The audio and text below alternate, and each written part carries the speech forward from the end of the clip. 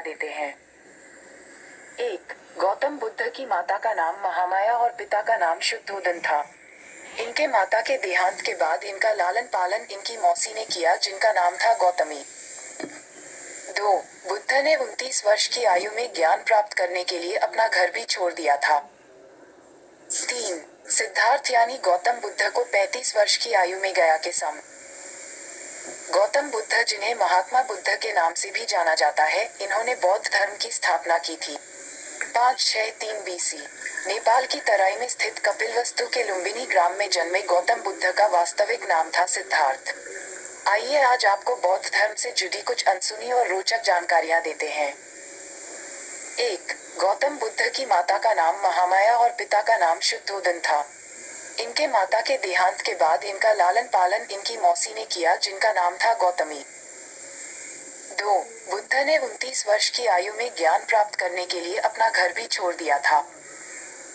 3. सिद्धार्थ यानी गौतम बुद्ध को 35 वर्ष की आयु में गया के समीप निरंजना नदी के पास के एक पीपल के गौतम बुद्ध के बचपन का नाम क्या था, उनसे जुड़ी कुछ रोचक बातें क्या हैं।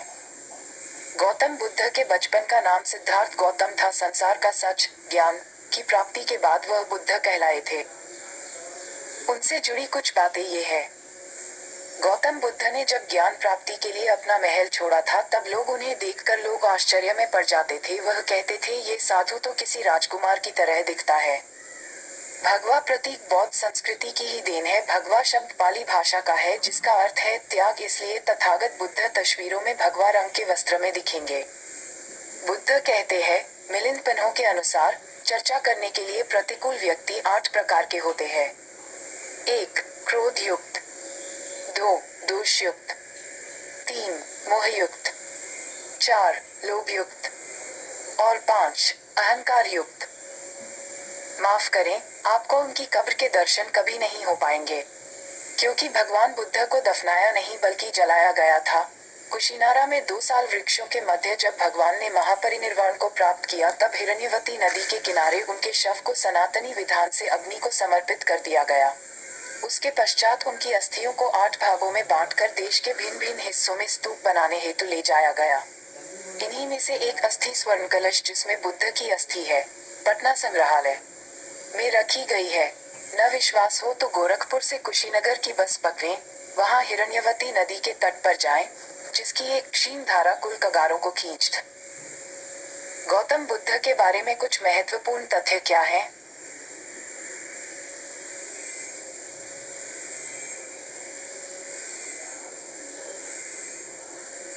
विदत निकाय, जातक संख्या 536। अनुवादक भदंत आनंद कौशल्यान। इसमें भगवान बुद्ध अपने पिछले जन्म की कथा कह रहे हैं, जिसमें वो कुणाल नामक पक्षी है और उनकी 3000 पक्षी पत्नियां हैं। बुद्ध कह रहे हैं कि वो इन सबको हमेशा दंत लगते थे और इस प्रकार उस योनि में भी स्त्रियों की अकृतज्ञता, बहुमायविन, अनाचार और दुशीलता को जानते थे। यानी इनके अनुसार स्त्रियां हर जन्म में अकृतज्ञता, बहुमायविन, अनाचार और दुशील होती हैं। इसलिए वो उनको अपने वश में रखते थे। वही उसी जातक में इनका एक मित्र पुण्य कोकिल है, जो अपनी पत्नियों का बहुत सम्मान करता है। वो जब इनके पास आता है और कहता है कि तुम। महात्मा बुद्ध ईश्वर में विश्वास रखने वाले आस्तिक थे। महात्मा बुद्ध को उनके अनुयायी ईश्वर में विश्वास न रखने वाला नास्तिक मानते हैं। इस संबंध में आर्यजगत के एक महान विद्वान पम धर्मदेव विद्यामार्तंड अपनी प्रसिद्ध पुस्तक बौद्ध मत एवं वैदिक धर्म में लिखते हैं कि आजकल जो लोग अपने को बौद्ध मत का अनुयायी कहते हैं, उनमें बहुसंख्या ऐसे लोगों की है जो ईश्वर और आत्मा की सत्ता से इनकार करते हैं तथा वेदों की निंदा करते हैं। माननीय डॉ.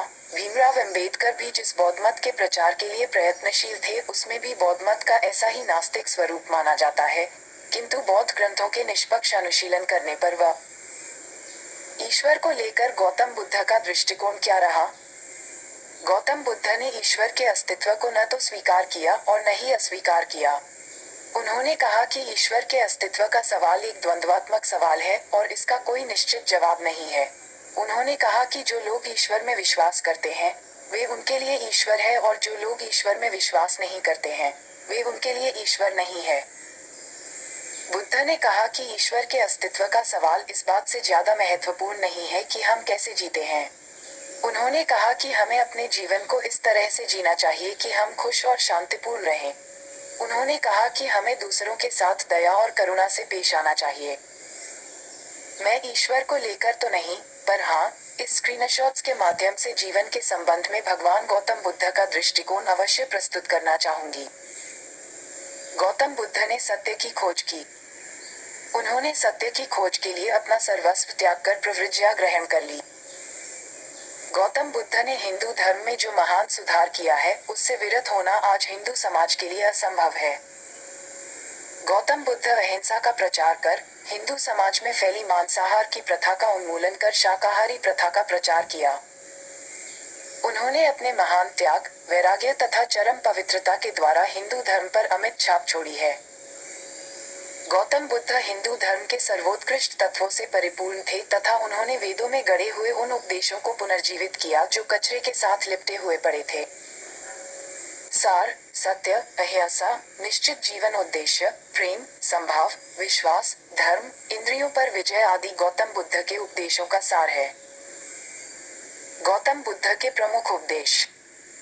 1. दूसरों का बुरा न करें, अपनी प्राण रक्षा के लिए भी जानबूझकर किसी प्राणी का वध न करें। जहाँ मन हिंसा से मुड़ता है, वहाँ दुख अवश्य ही शांत हो जाता है। 2. सत्य के बारे में 3 चीजें ज्यादा देर तक छुपी नहीं रह सकती।